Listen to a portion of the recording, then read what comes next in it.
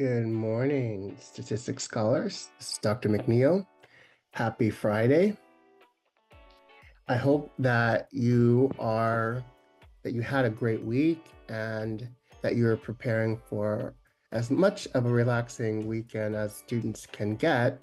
I remember when I was a student, I kind of worked every day. I had things going on either for my profession or for my academic side of my life. So often I had to figure out how to make balanced choices and make some difficult choices. I wasn't always able to do some of the things that I wanted, but eventually I finished and my life changed. And so now I have a whole new set of balancing act to juggle. Today's mug is Judy. Only Judge Judy can judge me. Judge Judy is my queen. I love her. She's fabulous. And so today, the message from Judge Judy is to put on your listening ears and, don't judge yourself too harshly.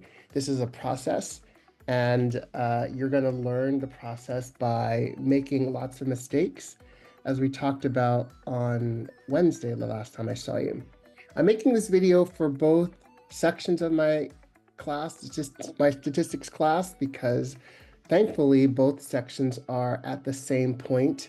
Both of you are moving into chapter 6 this week coming, and that we're also preparing for the midterm exam on the 24th.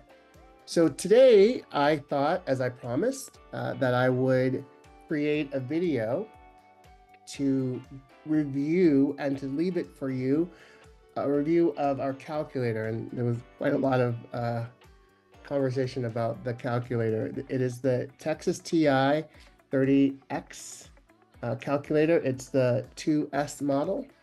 But if you somehow don't end up with this particular calculator, know that you can find a calculator that you like or that you can find, but you'll have to figure out how that particular brand works, and it's pretty easy to do.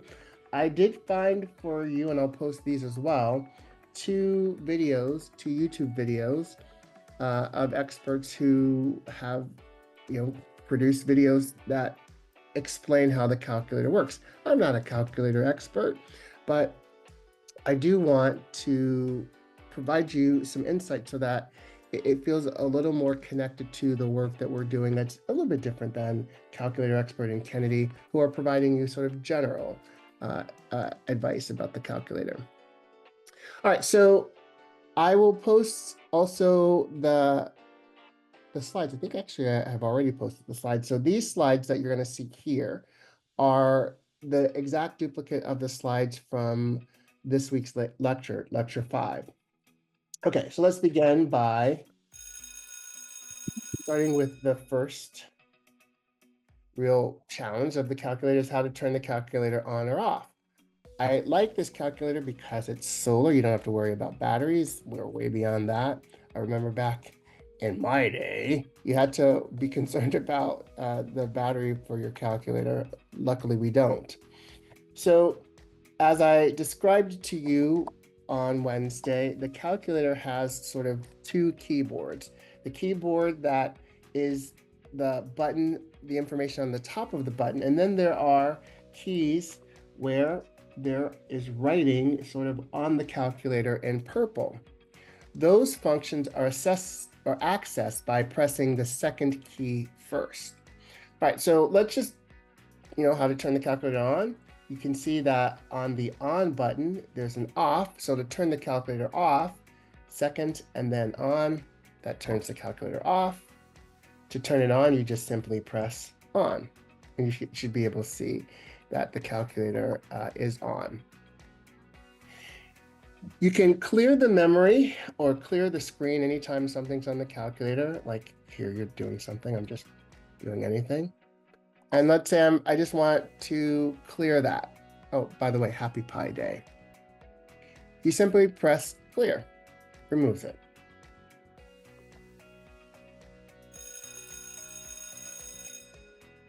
Okay, so the first thing about the calculator is that it follows the order of operations for arithmetic functions, PETMAs, parentheses, exponents, multiplication, division, addition, and subtraction.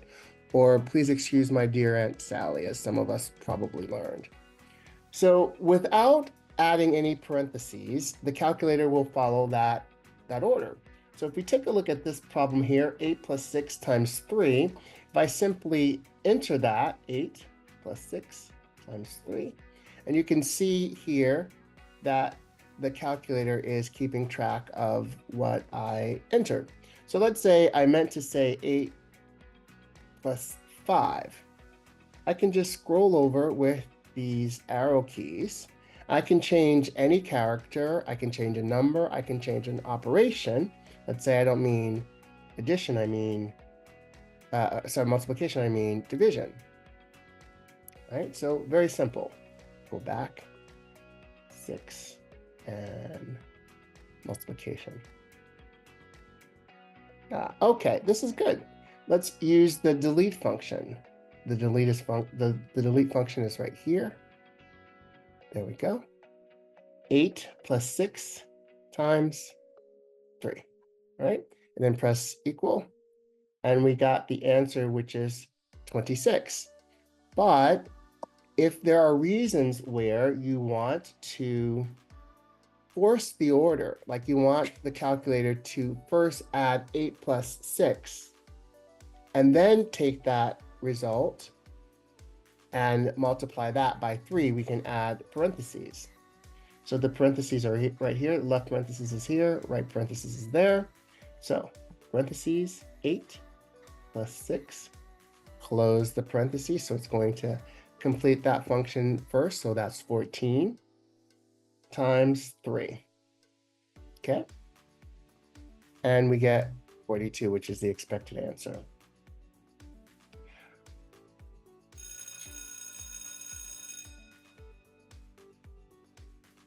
Okay, so we can use now the exponent and the square root feature. So you can see that there is an exponent button here. So far in our work together, we've only used the exponent of 2, or squaring a number. That's a number times a number. But there are all kinds of power. There's, you can number times a number times a number. That's 3 times, or the power of 3. That's called cubed. Squared is 2, cubed is 3. But we could have to the 4th power, or the 5th power, or any number. So if we want to square something, because square is so common, you can see that there is a square button feature right there. So 5 squared is 25. Press 5, and the square button, you can see there is a little subscript, superscript of 2. We know the expected answer is 25. But we could also do the square root of a number. You can see that written above the square button, there is the square root feature. So to activate it, we press the second key first. The square root is one of the few buttons, or the few mathematical features, where you have to press the mathematical feature first, or enter it first, before entering the number.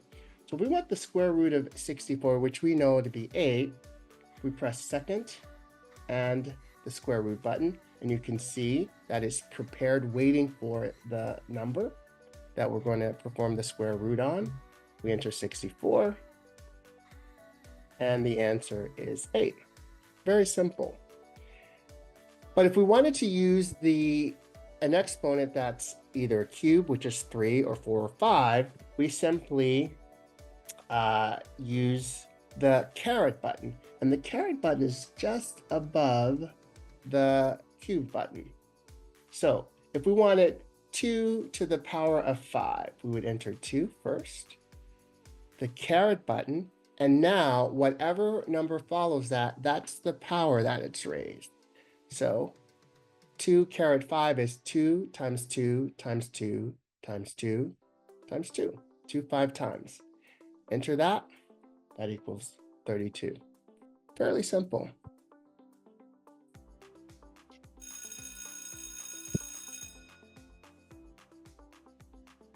Now let's take a look at fractions and decimals.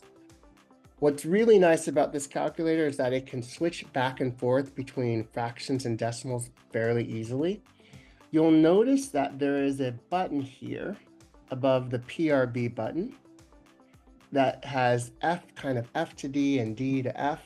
That is the button that we would use to switch back and forth between fractions and decimals. And obviously, because it's in purple, we would press the second key first. But to create a fraction, there's a button here that says A and B over C. So if we wanted to enter the fraction 3 over 8, 3, the ABC button, the ABC button, and you can see that there's a little sort of right angle there. That sort of takes the place of the slash or separates the numerator from the denominator, and we enter the 8. Now, if we wanted to take 3/8 or 3 over 8 and turn it into a fraction, or sorry, a decimal, we would press second and the PRB button. You can see that it's going from fractions to decimal or decimals to fractions, whichever the case might be. Press enter, and there we have what 3 over 8 is in its decimal form. We can do the exact same thing of taking a decimal and converting it to a fraction. If we wanted to convert 0.625 into a fraction, we enter it, second, and F to D, and that becomes 5/8. Pretty simple. The calculator can even multiply fractions.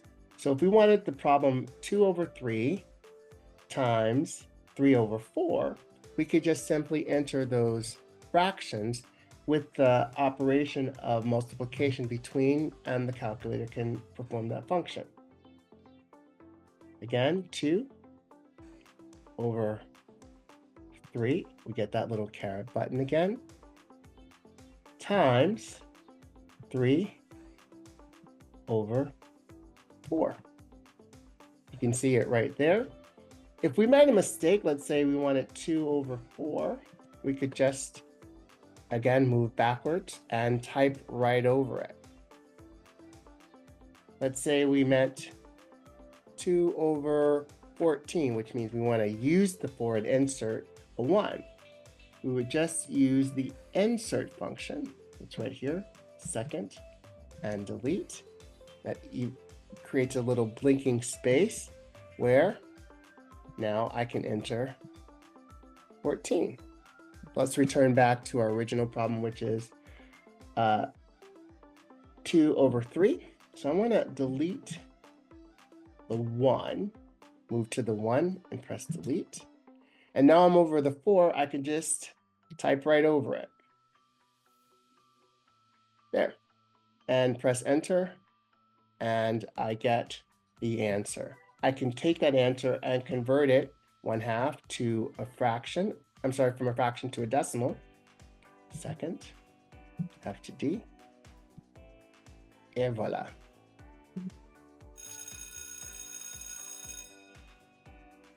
Okay. So, entering data into the calculator is really, I think, where a calculator like this really shines. So we've spent the first 5-6 weeks working on learning how to convert raw data and to reduce it from its raw data form in X to the sum of squares, and taking the sum of squares, converting that to the variance, and the variance to the standard deviation. And we've learned those functions, or there's that we've learned that formula for if we are converting or using a population, and we've learned how to do it for a sample. We've also learned how to reduce the data from its original raw form to sum of squares, variance, and standard deviation using the definitional formula, which is the sum of squares table, where we have to create the mean and then subtract that for the absolute deviations, adding those up, making sure they equal 0, and then squaring the deviations to get the sum of squares. And then once you're there, again, home free, all you have to do is divide the sum of squares by n, or the sum of squares by n minus 1 if we're talking about a sample. And then the square root of the variance is the standard deviation. The calculator can do all of that for you very, very easy by entering in what's called data mode. So to enter the data mode, you first press second and data. Then the calculator asks, how many variables are you using? So far, we're only using one variable, the variable of x. But when we get to, I think like week 14 or so, 13 or 14, when we get to correlations, we'll be using two variables. But for now, we're just going to say one variable. But if we wanted two variables, we would just cycle over to two variables. But for now, again, let's go back to one variable and then hit the enter button. So now the calculator is ready. All we have to do now is enter the data. So I have here a small data set that is, let's say, it is a population. 1, 2, 3, 4, 5. It's the same if it were a sample, but the calculation is going to be different when we're moving from the sum of squares to the variance. This would be n minus 1 or 4. But let's take a look to see what it would be to create, enter the data, and to get the results, meaning the reduced results, meaning the variance, and perhaps some other ideas, entering in the calculator. So we've already entered the calculator, so we set it up for data. All we have to do is press the data button, and it's ready for data. Now, the calculator has some information in it from the last time as I was preparing for this, but I wanted to do this so that I could show you how easy it is to clear the data. So you can see that above 0 is a reset. So we're gonna clear, or get out of there. Second, reset. Scroll over to yes and say yes. All right, let's get the calculator again ready for the data mode. Second, data, one variable, and now data. You'll know that the calculator is ready for data entry if it says x1, and it does. So this is x1, x2, x3, 4, and 5. So I'm just going to simply enter 70 and press the down button. It's asking how many 70s are we entering. This will come into play when you're entering large data sets and the data has been organized chronologically and you have the same variable or the same value several times so that you don't have to key it in every time. But for now, we only have 170, so we're going to just press 1 or press the arrow down. So now it's ready for variable 2, that's 82. Press the down. We only have one of those. x3, which is 95. Let's say I made a mistake and let's say I entered 99. Let's go ahead and enter that. Again, one frequency. Variable 4, 78. And variable 5, 88. Okay, so I'm done entering data. Let's say I just press the data button. Doesn't matter, I can just get out of the data. But if I want to review the data to confirm, which is a good idea, before I start using the results of the calculations, I can go back to the data mode and cycle through my data. We know that I entered 99 when I meant to enter 95. So I'm going to just scroll over. 70 is the first one, it's correct. 82 is the second one, it's also correct, but here is my incorrect one. So I'm just going to simply enter over it, 95. 78 is correct, and 88. All right, when we're ready to have the calculator give us the result of the data, meaning the standard deviation, the sum of not the sum of squares, standard deviation, and the other calculations, we simply press the stat var button, and you have a series of results. The first one is n. It tells you what the n size is. That's a good way to check to make sure that the data that you expected to enter actually got entered into the calculator. I did a small set so it's easy to see that it's 5. The next little piece of data that it gives us is called x bar. X bar is just simply the mean, which is mu, or m. Okay. So the mean of these, if we add them all up and divide them by 5, is 82.6. The next little area here is the standard deviation if it's a sample.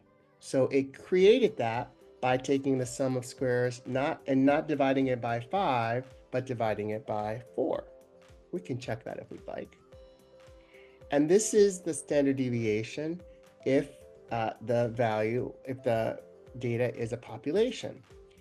We know that the standard deviation for a sample is going to be larger than the standard deviation for the population because it's trying to make up for what we don't know, or in other words, the sample error. So you can see that 8.25 is less than, which is the population standard deviation, less than 9.52. Oftentimes you all ask me, how should you round?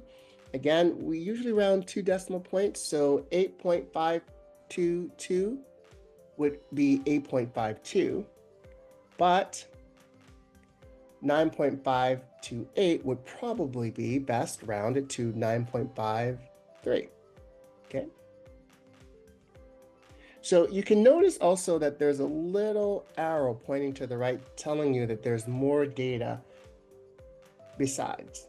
So here we get the sum of x. If we added all of them up, let's figure that out. It's 413, right? 413 divided by 5. Let's see what 413 divided by 5 is, just to check. 82.6, right? Let's go back to our stat variable, the mean, or x bar, 82.6. We can see that that actually works, and it works fairly quickly. All right, this is the sum of x, and here we have all of the x's squared.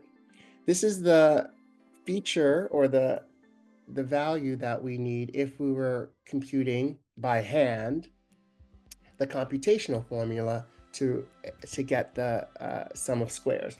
Remember, the computational formula is, let's see if I can write it here, the sum of x, all the x's squared, minus, the sum of x squared divided by n. So the calculator is already giving you the sum of all the x's squared. And here I just really, again, showed you how easy it is to get the calculator to compute the results of the data that you just entered. And notice, no matter how many other things I do,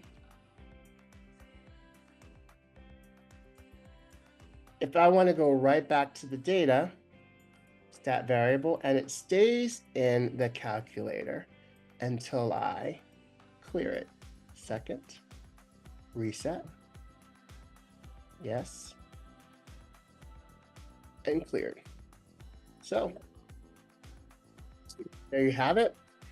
A brief introduction to our calculator, the TI-30X IIS. It is a very powerful calculator. It's also fairly inexpensive.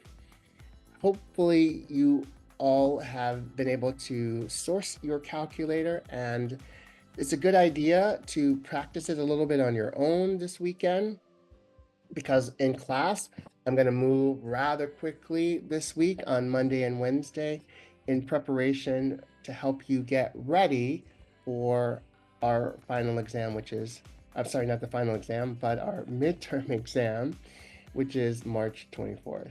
All right. Having said that, I hope you are feeling confident and ready. Let's talk about the main takeaways from today's calculator lesson.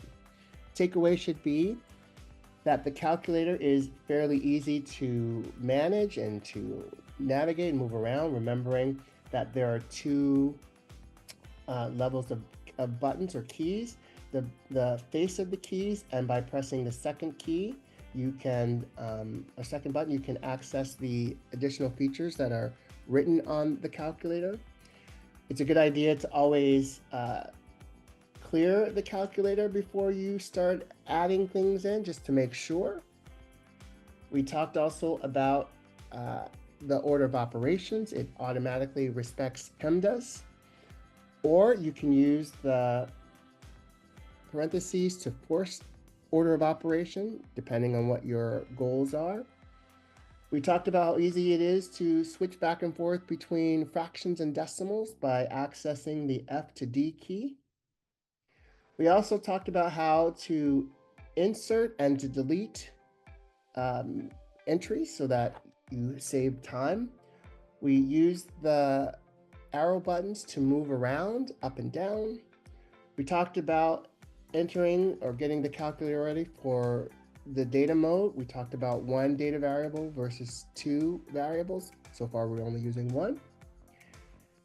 We also talked about how easy it is to have the calculator compute all of those things that we've been learning sort of manually. I think it's important for you to appreciate what's happening manually before we do things very quickly with the calculator. But moving forward, the second half of the course, after the midterm exam, all of the work that we're going to be doing really will be accessed through your calculator. So now is a good time to get comfortable with the calculator and how it works. The last thing is turn your calculator off. Have a great rest of your weekend. See you on Monday.